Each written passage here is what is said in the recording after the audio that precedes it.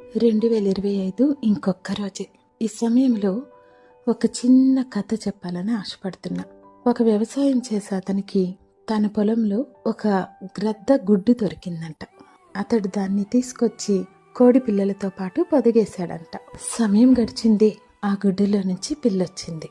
అయితే అది బయటకు వచ్చినప్పటి నుంచి తన చుట్టూ ఉన్న కోడి పిల్లల్ని చూస్తూ వాటిలాగే పెరగటం, వాటిలాగే తినటం, వాటిలాగే భూమి మీద నడవటం మొదలుపెట్టింది. తాను ఒక గ్రద్దనని దానికి తెలియలేదు. అయితే ఒకరోజు అది ఆకాశంలో ఎగురుతున్న గ్రద్దను చూసి, అబ్బా ఎంత ఎత్తుగా ఎదుగుతుంది ఈ గ్రద్ద, దీనిలాగా నా జీవితం ఉంటే బాగుండు అనుకుందంట.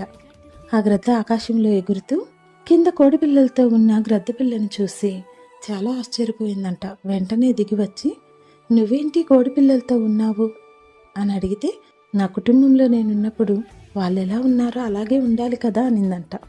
అప్పుడు ఆ గ్రద్ద చెప్పిందంట, నీ కుటుంబం ఇది కాదు, నీవు గ్రద్దవి, నువ్వు ఉన్నత స్థలములలో ఎగరాల్సిన దానివి, ఆకాశంలో ఉండాల్సిన దానివి, ఒక్కసారి ఎగిరి చూడు అనిందంట.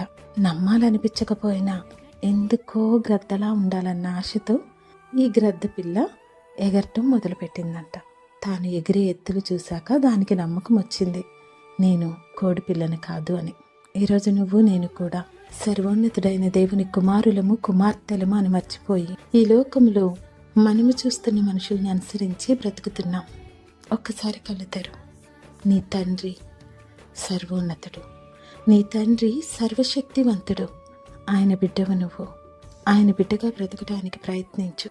దేవుడు నిన్ను ఆశీర్వదించి 2026లో అటువంటి నూతన ఆశీర్వాదకరమైన జీవితంలోనికి నిన్ను ప్రవేశపెట్టునుగాక. ఆమెన్.